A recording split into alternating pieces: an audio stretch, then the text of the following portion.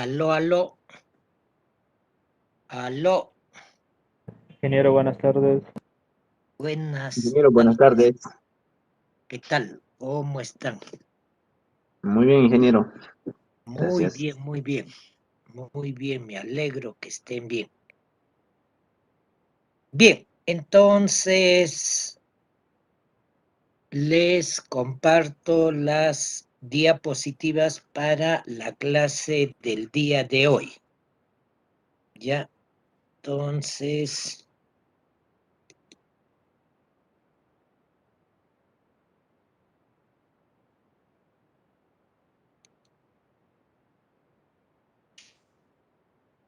Listo.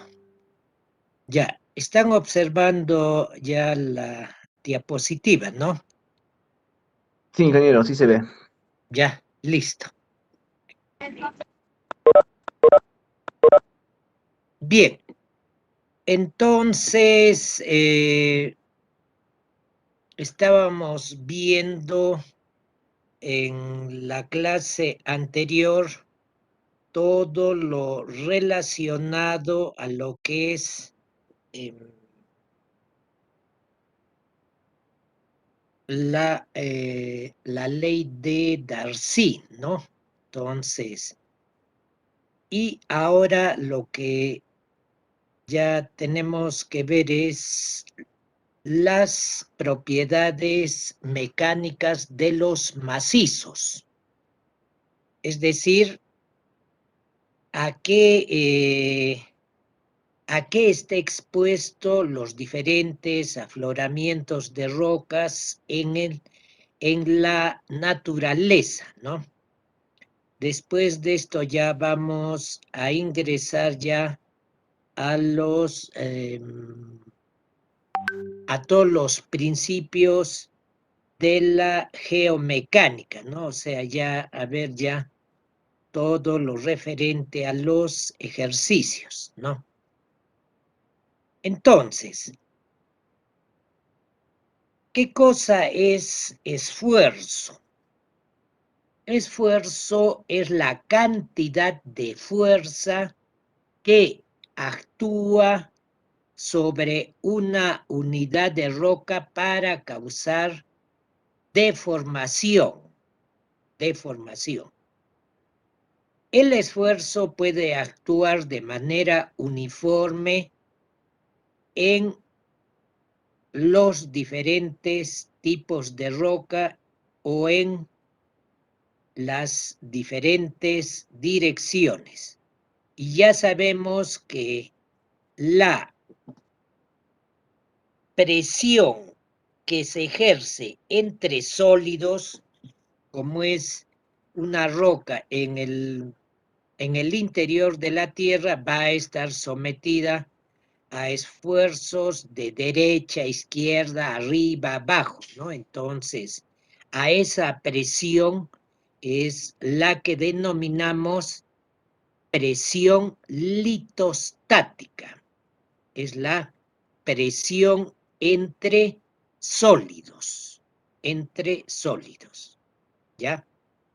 Entonces, en el interior de la Tierra, cualquier tipo de roca puede estar sometido a tres tipos de esfuerzos. Pueden ser de compresión, de tensión y de cizalla. Entonces, estos son los tipos de esfuerzos que una roca está sometida en la naturaleza, ¿no? A estos tres tipos de esfuerzos, ¿no? Claro, en la compresión va a tener sus características igual la tensión, y en la cizalla es observen ahí en el gráfico, la compresión son dos fuerzas que actúan en el mismo sentido, ¿no? en la tensión van en sentidos diferentes, en la cizalla van en sentido diferente y también aquí se va a producir una rotación. O sea, ahí se va a producir un disloque, pero también se va a producir ahí un giro. ¿Ya? Entonces, estos tipos de esfuerzos, imaginémonos, ¿no? Este cubo de roca, y en el cual aquí en esta posición A, me escuchan bien, ¿no? ¿Sí? Sí, ingeniero, sí se le escucha. Ya, Sí, ingeniero. ya, listo. Entonces, los estratos aquí de la parte izquierda, ahí están completamente horizontales, ¿no? Están horizontales. Y estos estratos que están horizontales, que no han sido afectados por ningún tipo de movimiento orogénico, ¿no? Entonces, está representado también en el lado derecho por ese cubo de roca, que puede ser cualquier tipo de roca, ¿no? Cualquier tipo de roca. Entonces, esta es la posición inicial de cualquier estrato. No tiene deformación. Luego, en una posición B,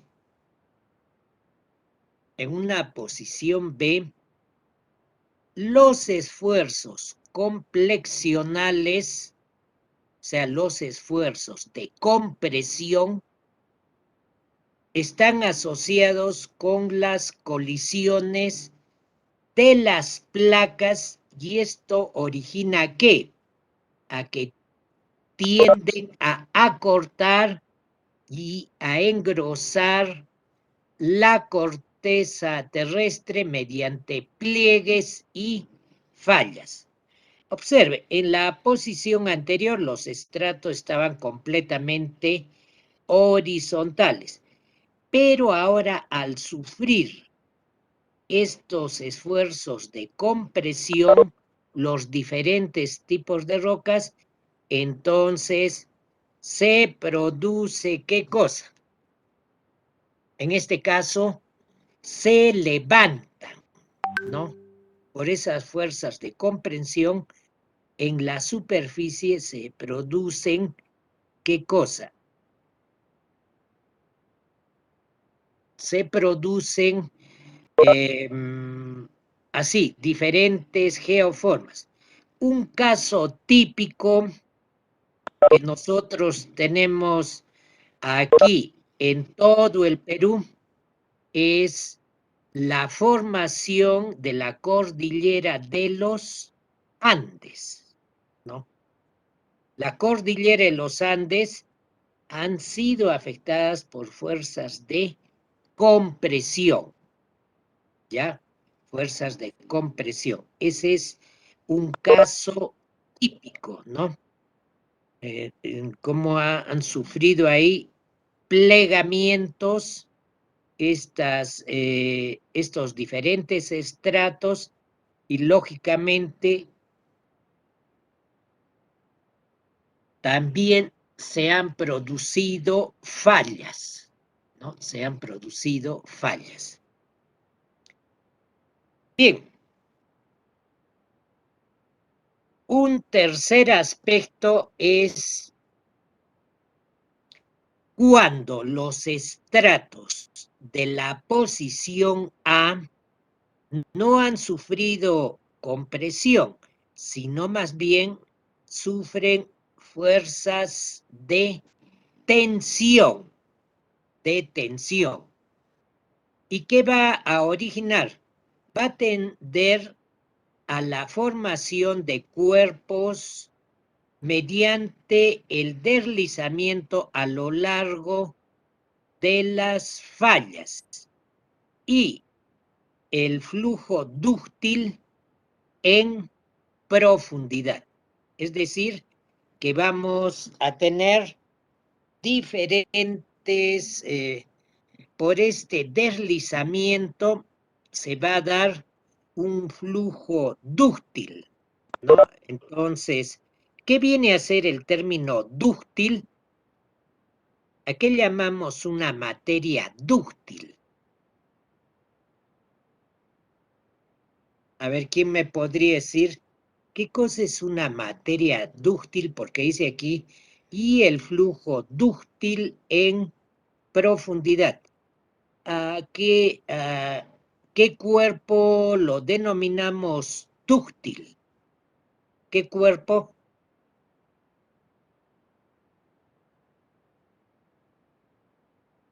A ver, Ingeniero, ¿quién me podría indicar? sería un cuerpo que sufre de deformación y no rotura. Sufre deformación y no rotura. ¿Y qué tal si esta deformación continúa? Se va a producir la rotura, ¿no? Todo cuerpo, sí, la idea que usted tiene es correcta, sino que para tener un poquito de mejor idea es,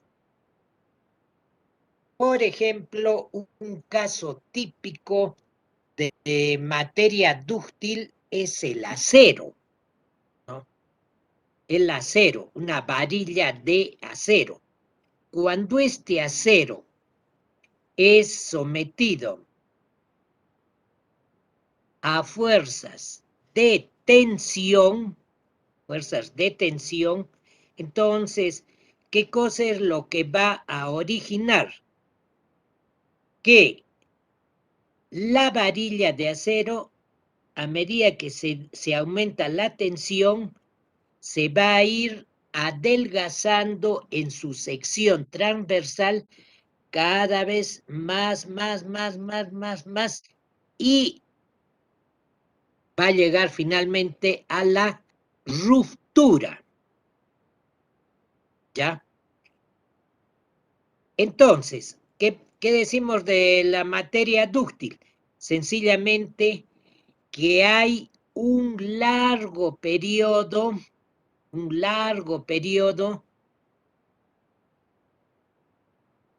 en una deformación plástica. Ustedes saben, ya hemos visto en clase anterior, de que cuando una muestra es sometida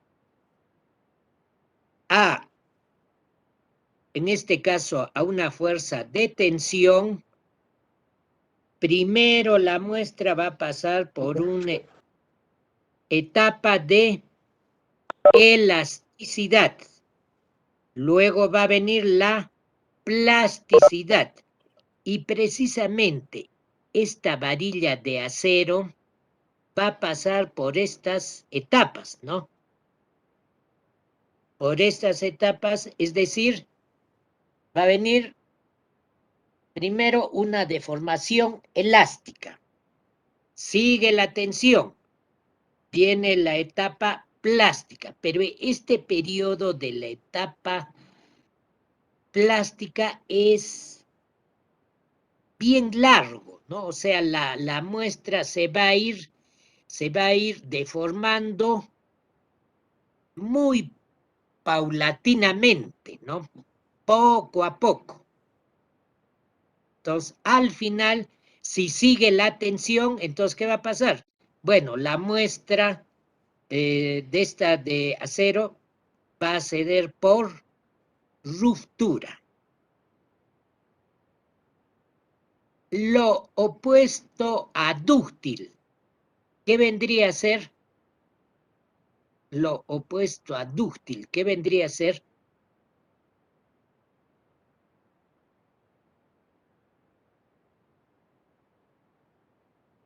Vendría a ser una materia frágil. Frágil, ¿no? ¿Por qué?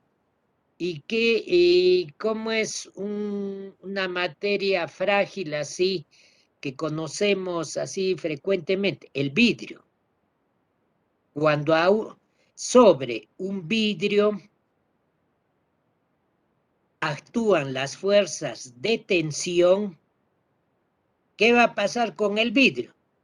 No va a pasar, no se va a deformar ni en forma elástica ni plástica, sino que directo se va a pasar a la ruptura, ¿no? A la ruptura.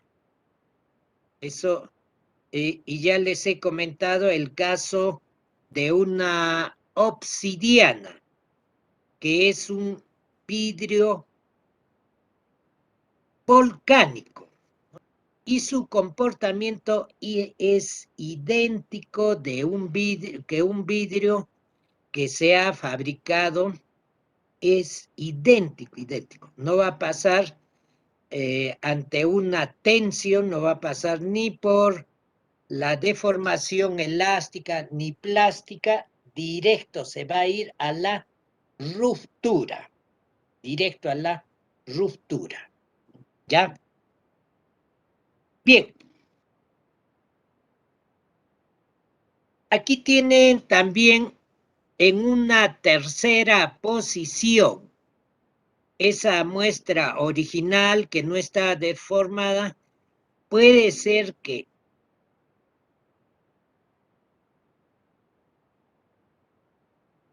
tal como observamos aquí en la figura, en el cubo que está al lado derecho, son dos fuerzas que actúan en diferente sentido.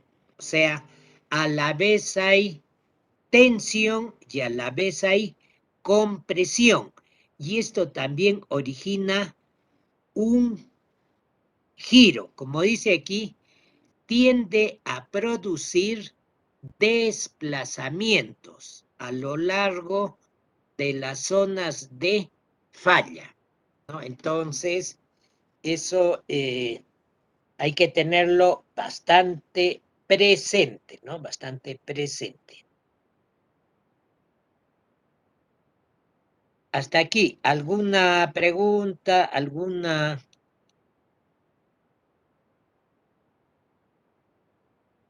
Veamos ahora,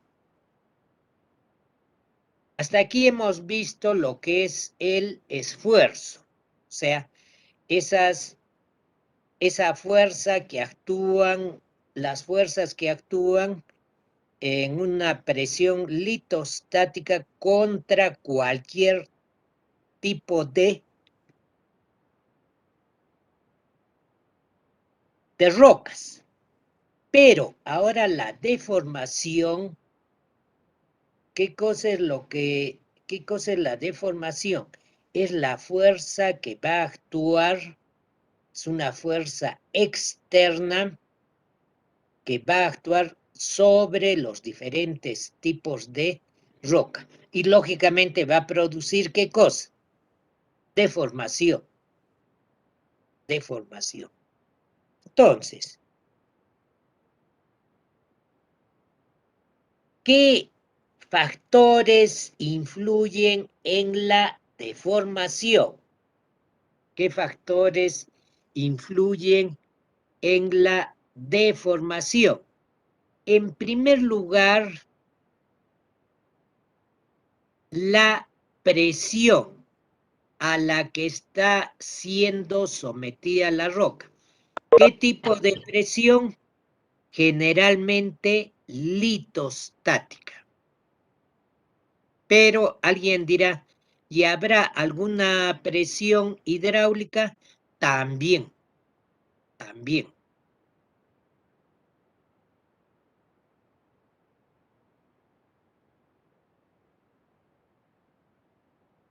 Una presión hidráulica igual también, ¿no? Igual también va a pasar de que se va a dar este tipo de presión. debido a que también se origina esta deformación. Dice, al efecto de la temperatura, al efecto de temperatura. Es decir, que cuando estas temperaturas se incrementan, entonces va a aumentar esta característica de la plasticidad. De la plasticidad. En este aspecto, ¿no? En este aspecto de plasticidad, ¿qué diferencia habría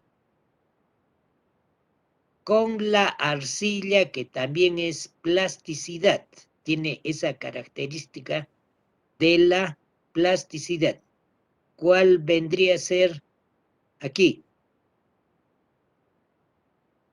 De que esta deformación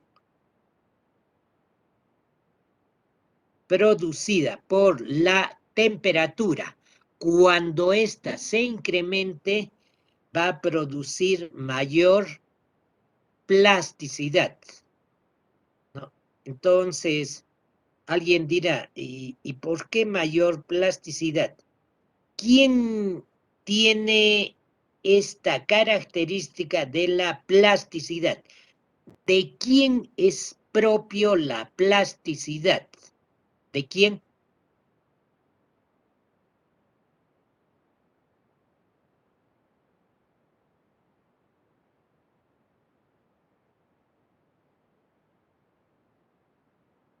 ¿Qué suelo, qué roca tiene esta característica de la plasticidad? ¿Qué tipo de suelo?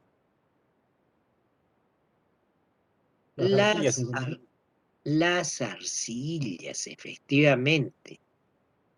¿Y por qué la arcilla adquiere esta plasticidad? ¿Qué pasa con la arcilla cuando agarra esta característica de la plasticidad? ¿Qué quiere decir?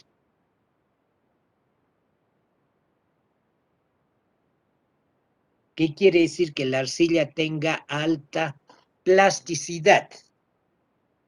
¿Qué nos da a entender ese término de plasticidad? Que con la humedad se puede deformar sin romperse. Exactamente, muy bien. Tú eres Rodrigo, a ver, hoy día estamos 21 de abril. Mecánica de rocas, el grupo B. Entonces, tu apellido es... Quispe Rodrigo Santiago. Ya.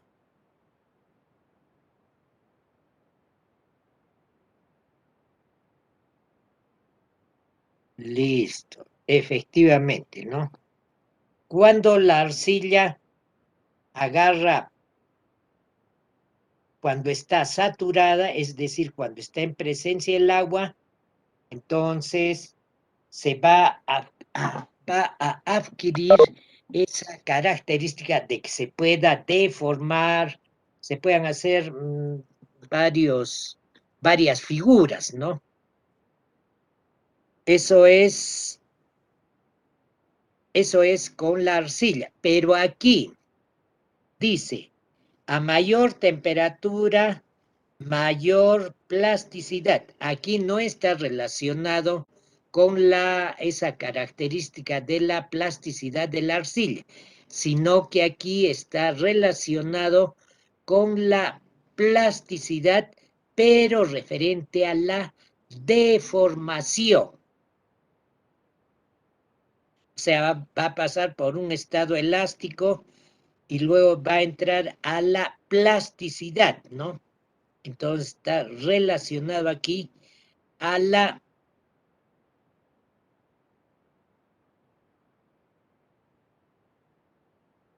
deformación, ¿no? A la deformación.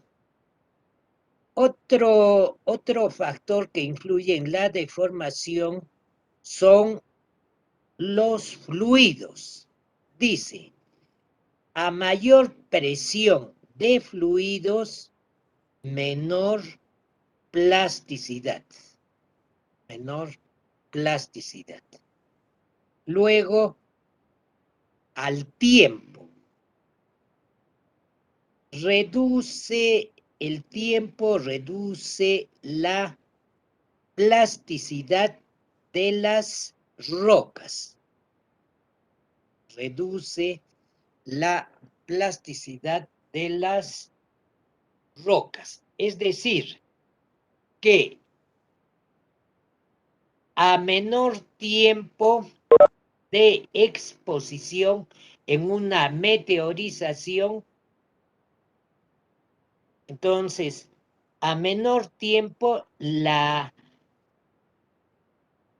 deformación va a ser plástica, pero cuando transcurre varios años, esta plasticidad ya no va a ser tan importante, ¿no?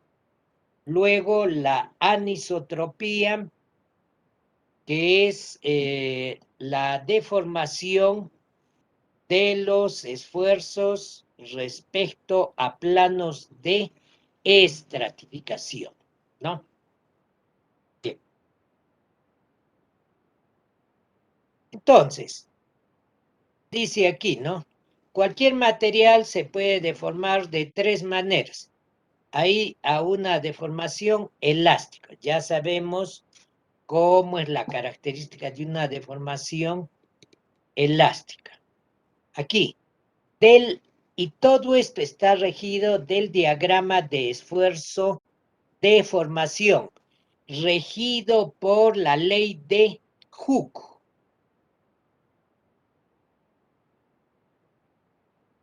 Entonces, aquí en este esquema vamos a tener la recta OA, que ahí viene a ser toda la deformación elástica. Elástica. Bueno, de A a B es una transición entre la deformación elástica y la plástica. PC ya representa la plasticidad.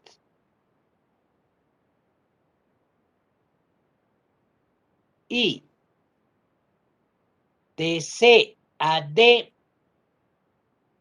digamos de C hasta el punto E, ya al punto E ya se va a producir la fractura, ¿no? Es decir, ya la muestra va a colapsar completamente, ¿ya? Ahora,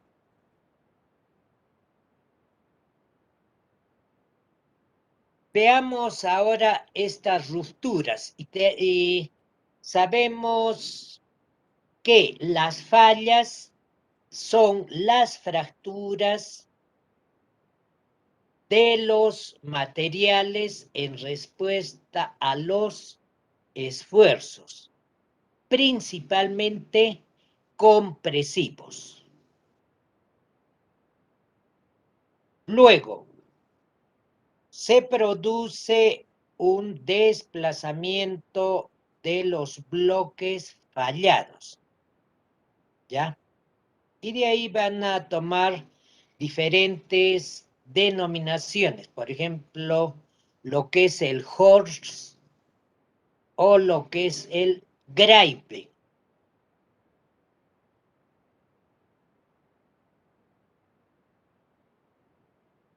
Bien, entonces, ¿cómo son estas fallas? Entonces ya sabemos, esto recordando ya, haciendo un breve recuento del curso de geología, que fallas es la fricción, es el movimiento entre dos bloques.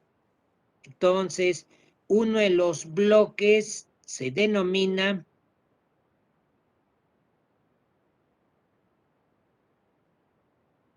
se denomina, aquí dice labio levantado y labio hundido.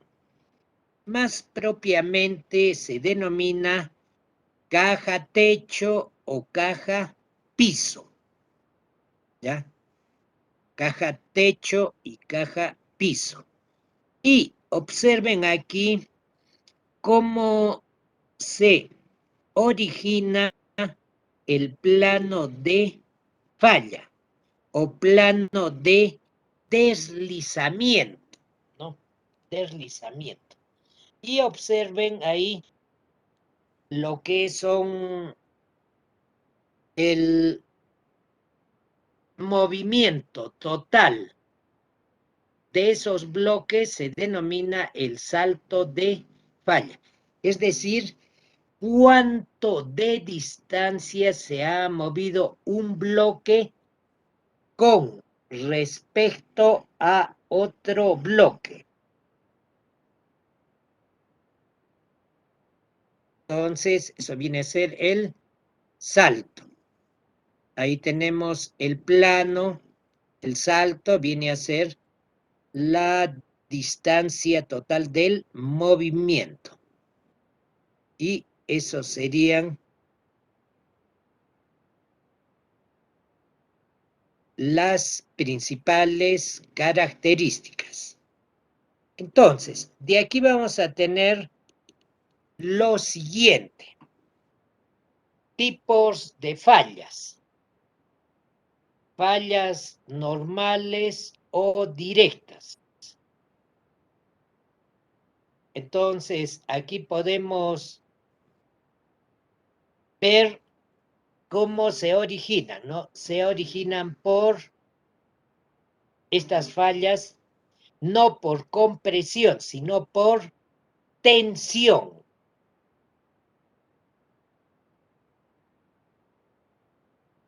Entonces, ahí tienen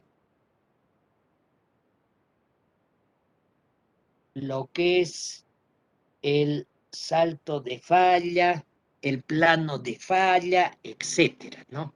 Esta es una falla normal, donde podemos definir que la caja techo es la que sube y la caja piso es la que desciende. ¿Ya? Bien, otro tipo de falla es la inversa. Falla inversa. Es decir, con cuál es el bloque que asciende. La caja techo. Asciende. La caja techo. ¿Y desciende quién? La caja piso.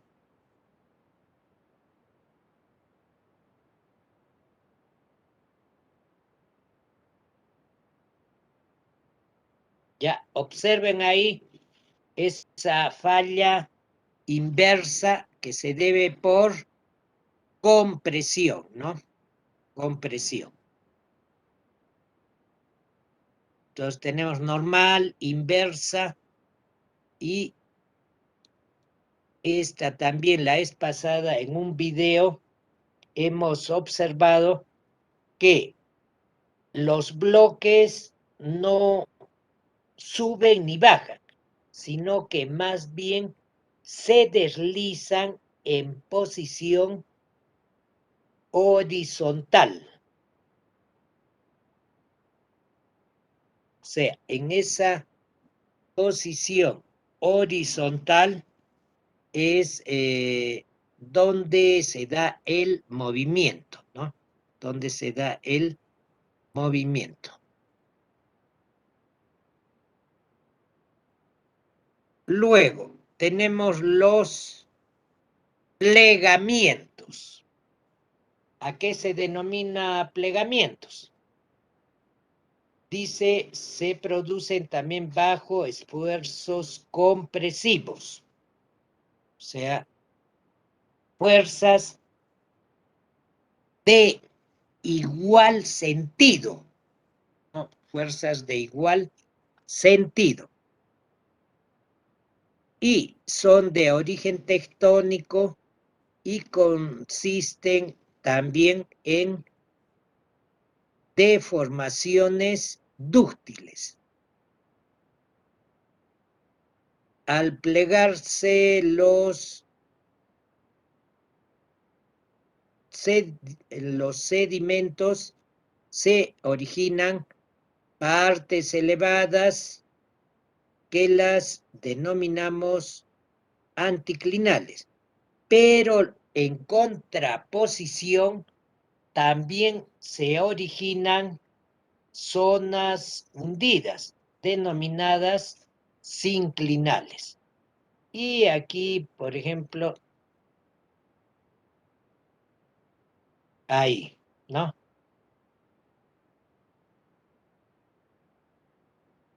Entonces, ahí observen en la posición A, los estratos están ¿cómo?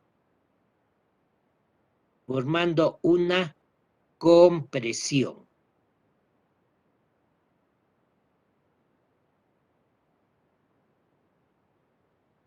Y del lado izquierdo, del lado derecho, ahí van a tener los diferentes estratos que por movimientos orogénicos, entonces se ha producido ese levantamiento, ¿no? Ese levantamiento.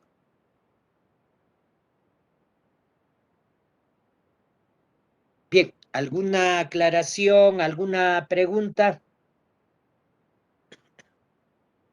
Bueno, además está indicarles que esta ley que indica es la de Hooke, que ya sabemos, ¿no? Que a mayor esfuerzo, mayor deformación, ¿no? Entonces, esto ya lo hemos visto ya en la clase anterior. Bien. Entonces, y de aquí ya hemos visto también este cuadro, aquí, ¿no? De esfuerzo, de formación, donde tenemos ahí, aquí los diferentes diagramas, diferentes tipos de deformación que van a tener los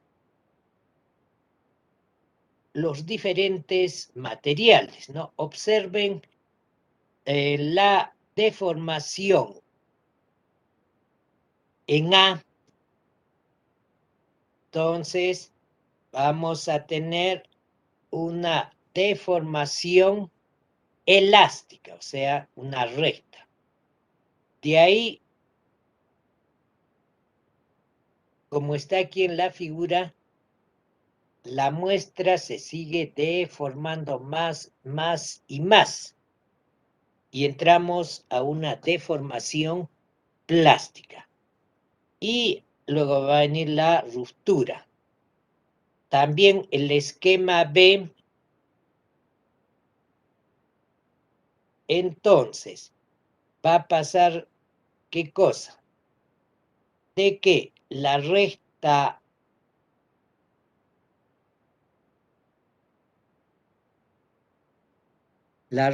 que ahí tenemos antes de llegar al punto crítico, entonces eso es una línea recta porque hasta ahí se da la deformación elástica, ¿ya? Luego va a descender, va nuevamente a querer levantar en el gráfico en el gráfico B, y luego ya va a ceder por ruptura. Y el caso, la diapositiva de la deformación C viene a representar una sustancia frágil.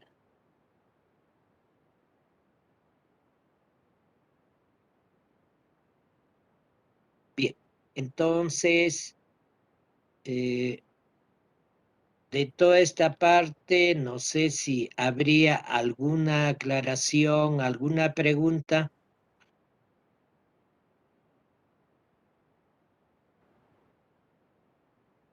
Todo está claro, todo se ha entendido. Ya. Ahora, lo que les voy a pasar, esto es bien, pero bien importante. ¿Ya? Esta diapositiva es bien importante y es la proyección estereográfica. ¿Qué cosa es la proyección estereográfica? Viene a ser la representación en una esfera, porque la Tierra, desde el punto de vista de la topografía, viene a ser una esfera. Claro que en la realidad no viene a ser una esfera, sino que se le ha puesto la denominación de un geoide, con ligeramente la línea ecuatorial, el eje ecuatorial ligeramente mayor que el eje polar, ¿ya? Entonces, aquí,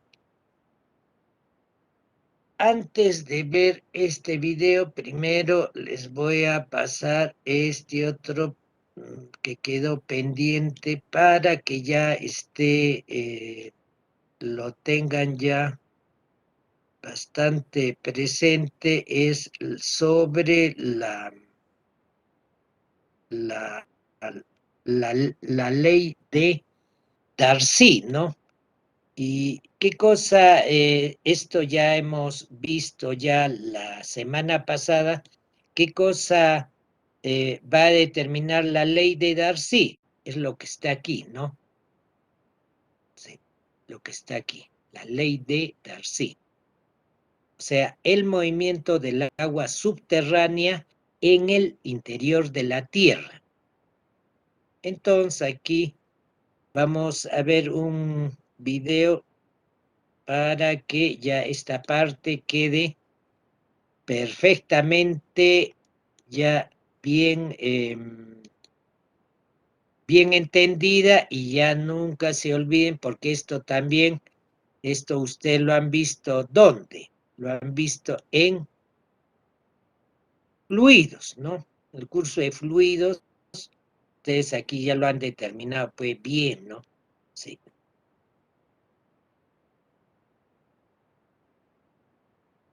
A ver, les comparto aquí.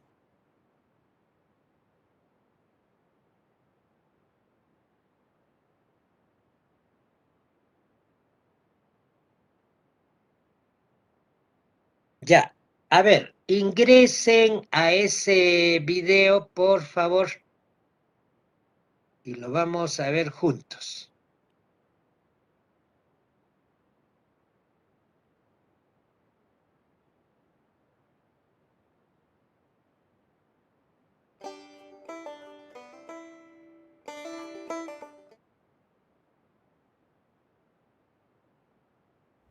Hola, mi nombre es Samuel Sandoval, soy profesor.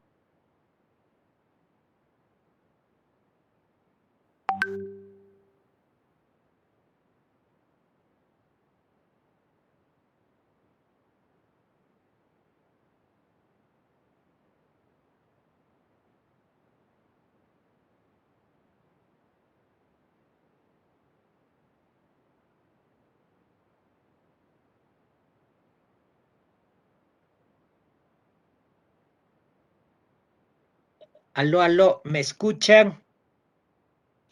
Aló. Sí, ingeniero, escuchamos. Sí, a ver, ingresen a esa dirección y lo vamos a ver juntos. No sé si el audio lo van a escuchar bien aquí de mi laptop o lo pueden ver mejor el video y el audio en su laptop. Podemos empezar. Esto está relacionado a la ley de Darcy, es decir, al movimiento del agua subterránea en el interior de la Tierra. Un caso típico tenemos ahí en Juliaca, ¿no? De que ahí el nivel freático es alto, ¿no? Entonces las aguas subterráneas se rigen mediante esta ley. ¿Lo podemos ver de una vez? A ver, ¿qué Ingeniero. dicen? Sí, ingeniero. Ya, listo. A ver, empezamos, ¿ya?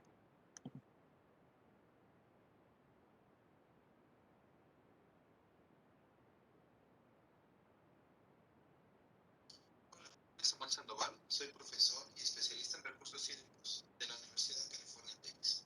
En este video vamos a ver cómo el agua se mueve en el subsuelo. El objetivo de este video es que ustedes vean cómo el agua se mueve en el subsuelo y cuando vemos eso vamos a ver los principios fundamentales de hidrología de agua subterránea. En este caso, y veremos, bueno, es la ley de Darcy, la conductividad hidráulica y el gradiente hidráulico.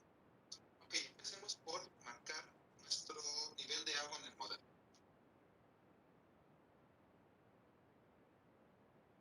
Lo que haremos es que voy a poner agua con colorante aquí en el río y veremos cómo esa agua con colorante se mueve hacia el subsuelo.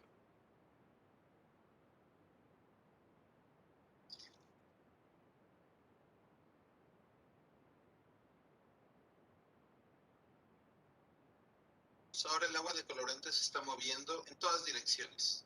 Se está moviendo tanto a la derecha. A ver, antes aquí podemos sacar, imaginémonos que este depósito, ¿cómo lo denominamos? Este depósito, todo ahí, que el expositor lo ha llenado con este colorante de color azul, ¿cómo todo ese depósito, cómo lo denominamos técnicamente? ¿Cómo se denomina? A ver, ¿quién me podría decir? Asentamiento. No. Si alguien les diría, a ver, todo ese depósito de color azul, ¿cómo lo denominamos? Todo ese, o sea, todo el largo, el ancho, todo eso por donde se mueve esta agua subterránea. ¿Cómo se denomina técnicamente?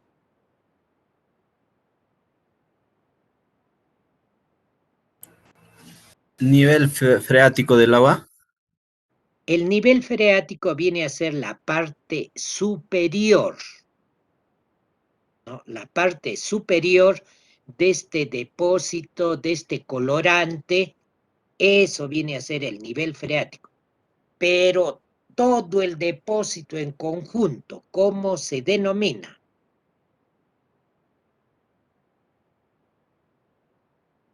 ¿Cómo se denomina?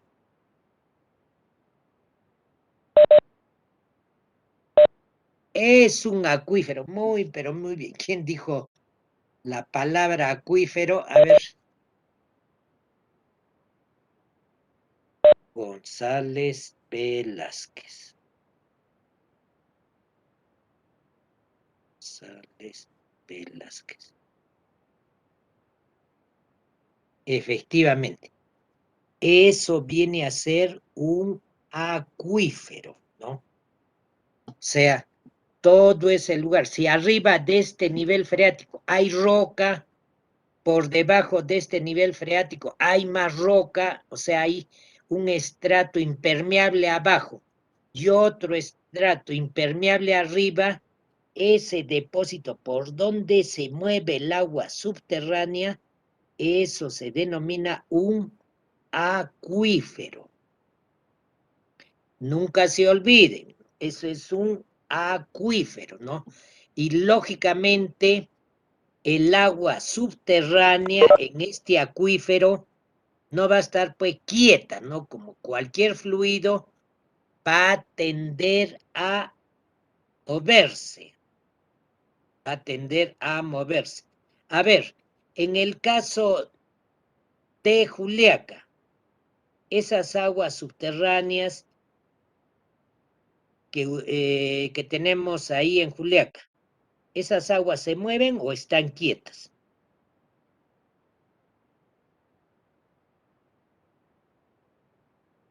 A ver qué Se dice. mueve, ingeniero. Claro, se mueven, pero ¿a qué velocidad se mueven esas aguas? ¿A qué velocidad? Miren, el viaje de las aguas subterráneas, el viaje, el movimiento, la velocidad de las aguas subterráneas generalmente es muy, pero muy lento. Muy, pero muy lento. O sea, pueden viajar estas aguas a una velocidad, por decir, ¿no?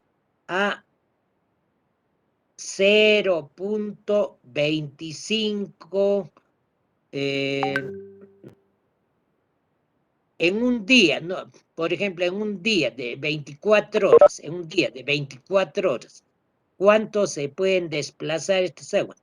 Algunos centímetros en 24 horas. Es decir, su movimiento ahí en Juliaca es mínimo, mínimo. ¿Por qué? Porque también su gradiente hidráulico es muy, pero muy bajo. Muy, pero muy bajo. Y van a ver aquí en este ejemplo lo que es el gradiente hidráulico. Ahorita aquí el expositor ha trazado un nivel 1. Ahí lo pueden observar, ¿no? Ese es el nivel más bajo de las aguas subterráneas. Ese es el nivel 1. Pero, a ver, presten atención en lo que va a venir. Ya ahí está el agua que se va a mover, o sea, va a buscar cualquier vía de escape para empezar a fluir, ¿no? A ver, observen bien. A ver, continuamos. A la izquierda hacia abajo.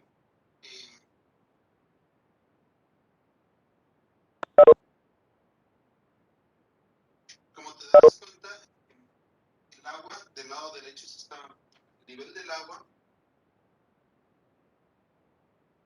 del lado derecho se incrementó más rápido que el nivel del agua del lado izquierdo.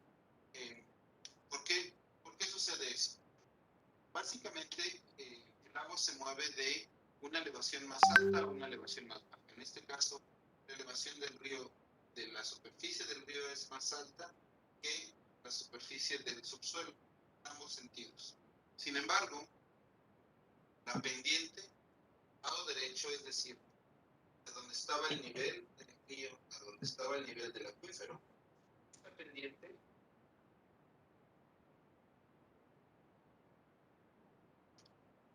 esta pendiente del lado derecho con respecto a la pendiente del lado izquierdo es más pronunciada, estaba más empinada. Debido a esto de que la pendiente es más pronunciada, en este caso el agua se moverá más rápido del lado derecho que del lado izquierdo. Sucedería lo mismo. Si yo pongo agua en esta mesa, está completamente a nivel, el agua no se moverá. Si después de esa agua yo empiezo a levantar un poquito la mesa, el agua se moverá a cierta velocidad. Si la levanto más, se moverá más rápido. Ese levantar o bajar la mesa es el poner, es el ver esta pendiente. Entonces, uno de los principios principales de cómo se mueve el agua en el subsuelo es mediante esta pendiente, que se llama gradiente hidráulico. ¿Qué se llama gradiente hidráulico? Gradiente es esta diferencia entre la altura sobre la distancia. La altura sobre la distancia. Esta será la pendiente o el gradiente hidráulico. Entonces, es uno de los principios fundamentales de la hidrología subterránea. Entre más pronunciado, se moverá más rápido. El segundo principio es que el agua se mueve alrededor de las superficies del subsuelo. Va moviéndose, va pasando alrededor de todo el suelo, y debido a qué tanta porosidad, qué tantos espacios hay en el suelo o qué tan compactado sea el suelo, se moverá más rápido o más lento. Esa la característica del suelo, tanto a su porosidad y a cómo puede moverse el agua a través del suelo, se le conoce como conductividad hidráulica.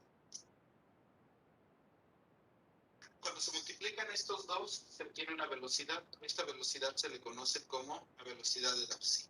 Lo que se ve aquí en este video es la ley de Darcy, de un científico francés que fue el que descubrió este principio. Que qué tan rápido se mueve el agua en el subsuelo depende del tipo de suelo, de esa conductividad hidráulica y de la pendiente que existe en la diferencia de los niveles de agua. Básicamente este es el principio de cómo se mueve el agua en el subsuelo. Nuevamente, en resumen, el agua se moverá de donde existe mayor nivel a donde hay menor nivel. Se moverá más rápido cuando existe una pendiente que sea más pronunciada o menos pronunciada. Y también la velocidad depende del tipo de material del subsuelo, es decir, la conductividad hidráulica. Eso definirá la velocidad, qué tan rápido o qué tan lento se mueve el agua en el subsuelo. Muchas gracias. Bien, no sé si habría alguna consulta, alguna pregunta.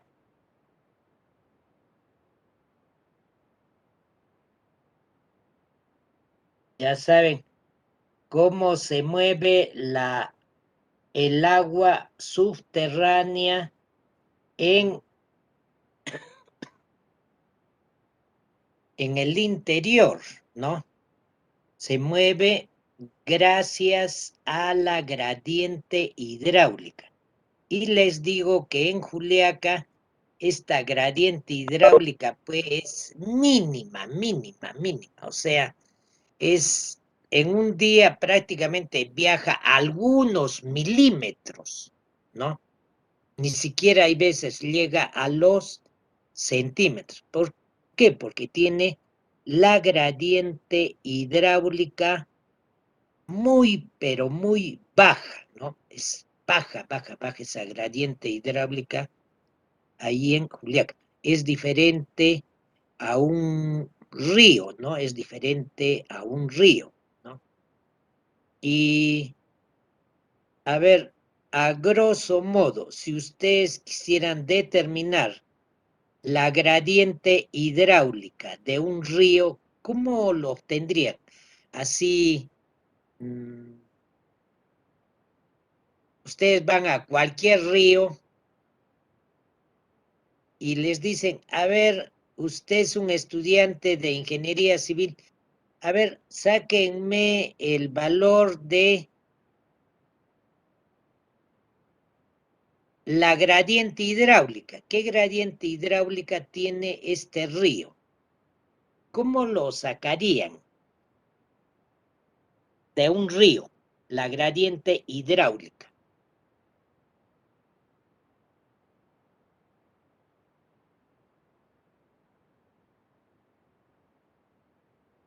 En un río.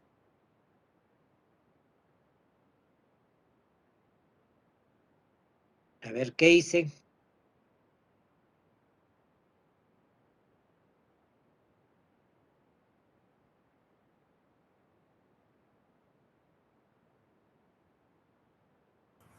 Altura sobre el nivel del mar entre la distancia del río. No, a ver, dime así, experimentalmente ya. Estamos frente a este río que está aquí mismo, aquí en el gráfico. Ahí está mira este río.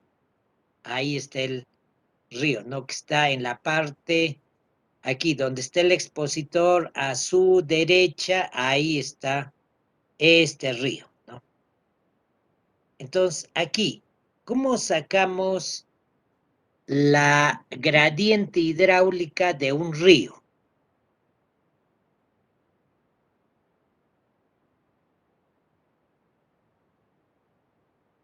A ver, ¿qué hacemos en el campo? ¿Qué hacemos en el campo? Para sacar la gradiente hidráulica. Que esto, ustedes cuando van a estudiar, por ejemplo, una, un proyecto de irrigación, cuando van a sacar, hacer el estudio de un río para tener la idea de su gradiente, lo pueden hacer esta prueba en el campo. A ver, ¿alguien podría decirme cómo se determina la gradiente hidráulica de un río?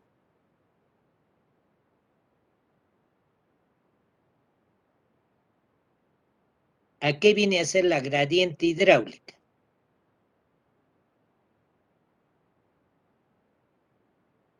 Viene a ser igual al espacio sobre el...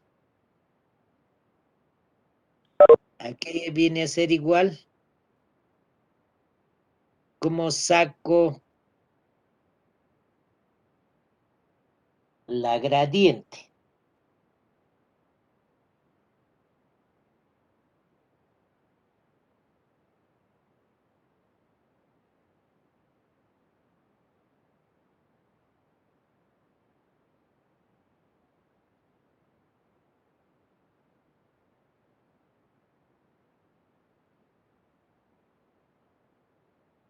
A ver, les explico. ¿Me escuchan bien, no? ¿Sí? Aló, aló. Sí, Sí, sí. ingeniero. A ver, mire, aquí tienen esta sección longitudinal de un río, ¿no? Ahí visto longitudinalmente el río. Primero, ¿cómo sacamos su velocidad? La velocidad podemos sacar,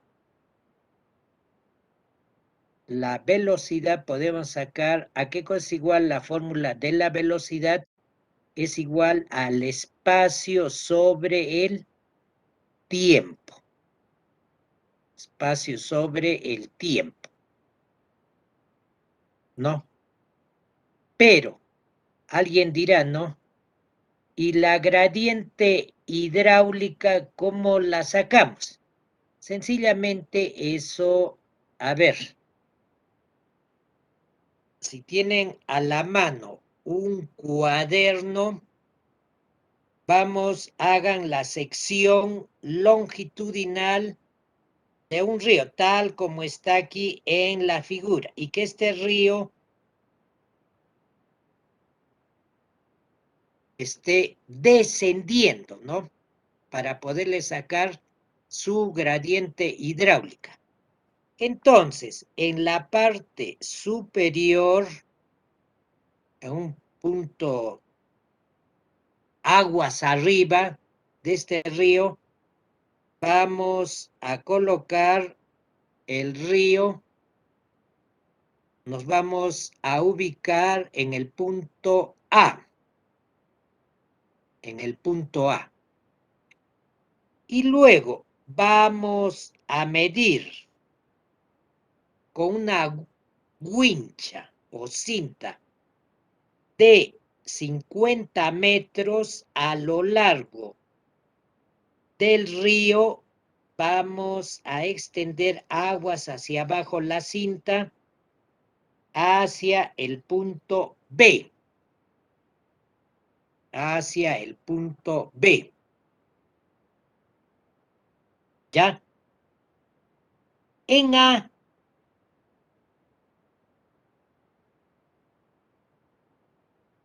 el GPS nos dice que su cota es de 3.830.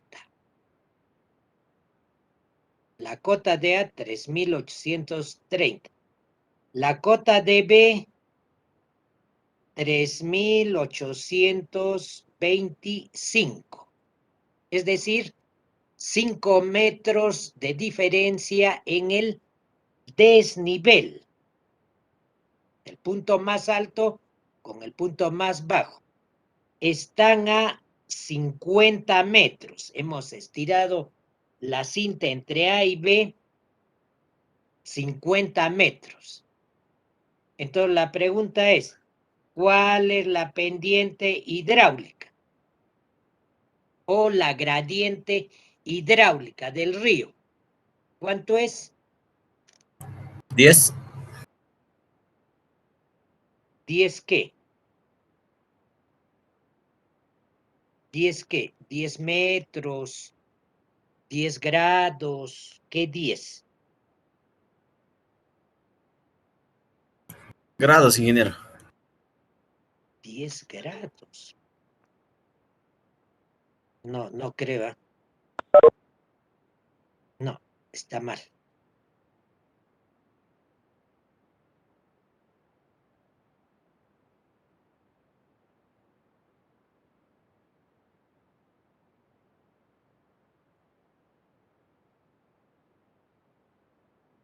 Sencillamente decimos lo siguiente.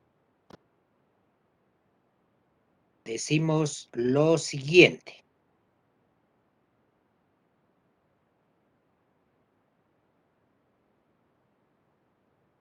A ver, dibujamos un triángulo rectángulo. Un triángulo rectángulo.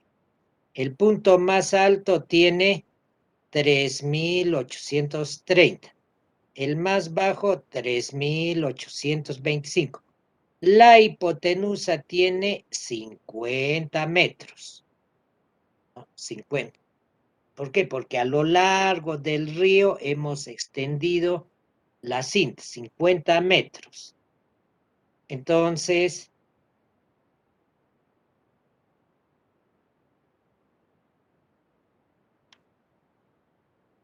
¿qué cosa establecemos? Que el cateto vertical, ¿cuánto es? 5 metros. 5 metros. Y puede ser por la función tangente. Por la función tangente. Sacamos el valor del ángulo alfa. Sacamos el valor de alfa. Y este ángulo, este triángulo rectángulo alfa, en alfa, ¿cuánto da? 50 metros en la hipotenusa, 5 metros en la vertical. ¿Cuánto va a dar la horizontal? Podemos hacerlo por Pitágoras, ¿no? 2.500 más 25, la raíz cuadrada de 2.525. ¿Cuánto da? No. A ver, 50, o sea, 2.500 menos 25. Y su raíz cuadrada. ¿Cuánto es? 49.75. Ya, 40. Esa es la horizontal, ¿sí? Sí. La horizontal. Entonces, ¿qué hacemos con esa horizontal? Entonces decimos, por cada 49,75 metros, por cada 49,75 de distancia horizontal, está levantando en la vertical, ¿cuánto? Está levantando 5 metros. Si decimos ahora, en 100 metros de distancia horizontal, ¿cuánto va a levantar en la vertical? O sea, va a ser 500 entre 49,75. X es igual a ¿cuánto?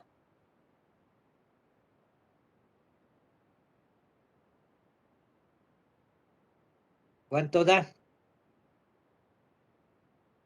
500 entre 49,75.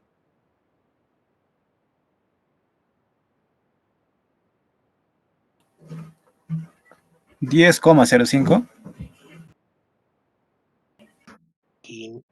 Está saliendo, a ver, 500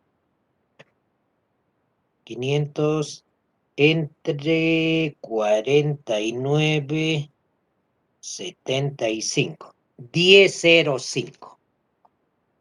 10,05, ¿qué cosa es? 10,05, ¿en qué unidades?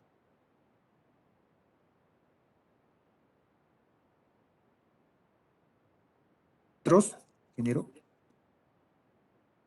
En 10,05 en porcentaje, pues, porcentaje.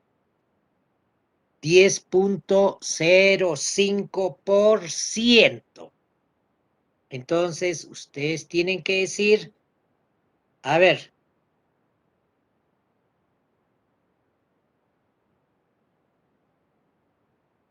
la gradiente hidráulica de este río con esas características que les he indicado, su gradiente hidráulica es de 10,05%, no 10 grados, no, es 10,05%. Esa es la gradiente o la pendiente hidráulica, ¿no?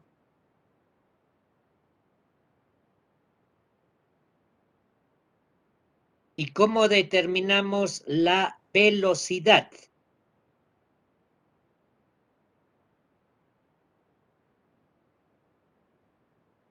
De este río.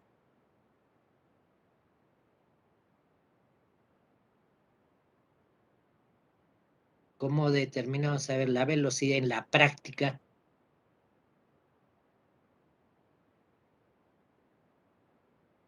Es sencillo, ¿no? ¿A qué cosa es igual la velocidad? La velocidad es igual al espacio sobre el tiempo. ¿Sí? Entonces, el espacio. ¿Qué espacio? Tenemos 50 metros. El tiempo. Soltamos en A una partícula, ¿no? Que no se vaya, lógicamente, a hundir, ¿no? Que pueda flotar. Hacemos un tiempo de salida en A y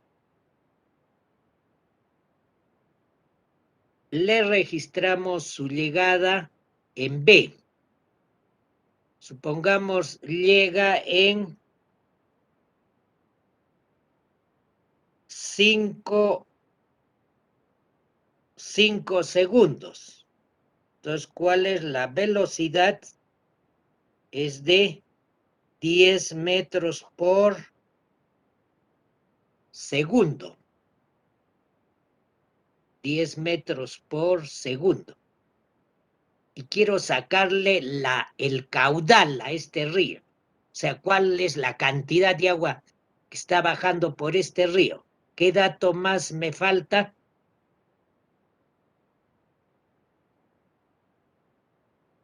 ¿Qué dato falta para sacar el caudal del río? El área, ingeniero. El área, ¿de dónde? ¿De quién? ¿De quién es esa área? ¿De dónde sale el área?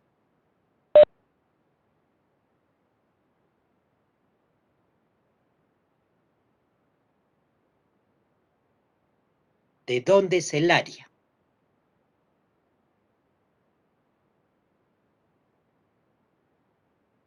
El área, pues, de la sección transversal del río. O sea, el río, en una parte, en este tramo, tenemos que sacar el área de la sección transversal del río,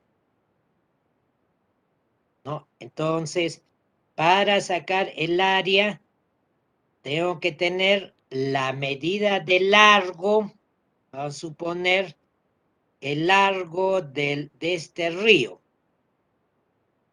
O sea, largo por ancho, ¿no?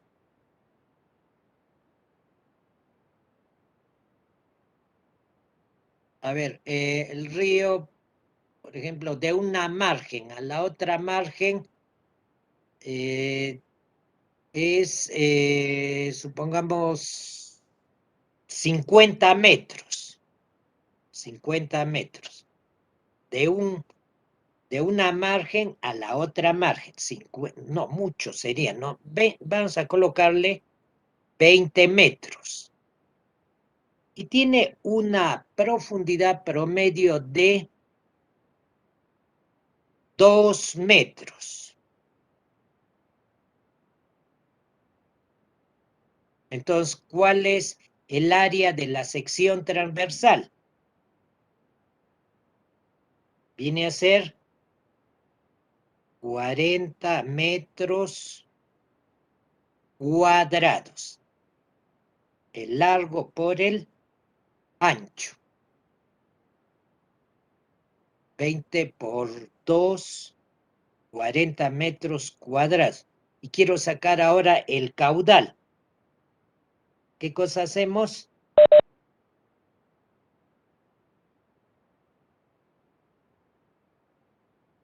No, estoy trabajando una sección como si fuese un rectángulo, ¿no? Sí, como si fuese un área de una sección rectangular. O sea, la margen del río, 20 metros, es de un punto A un punto B, ¿no? Al mar, o sea, al otro lado del río. Estoy parado en A, al otro lado del río, en la otra margen, estiro la cinta 20 metros. Y abajo, supongamos, suelto una piedra con esto y me dice, vamos a suponer que es uniforme todo esto. De repente tiene en algunos estos algo más de 2, en otros menos de 2, pero 2 metros en promedio de profundidad. Entonces multiplico el largo de la margen del río de un punto largo por o sea, la altura por el ancho, ¿no? La altura por el ancho. Entonces me va a dar 40 metros cuadrados de sección, el área de la sección transversal del río, ¿Y cómo saco el caudal ahora? De este río. Claro, multiplicamos 40 metros cuadrados, que es el área de la sección transversal, por 10 metros por segundo. Entonces, ¿cuánto me da? Me da 400 metros cúbicos por segundo. ¿Qué viene a ser eso? El caudal del río. ¿Ya? El caudal. A grosso modo lo estoy sacando, ¿no? Listo. Ya tengo que irme a la otra sección. ¿Habría alguna consulta, alguna pregunta? A ver, voy a controlar la asistencia. A ver, un momentito. A ver, un momentito.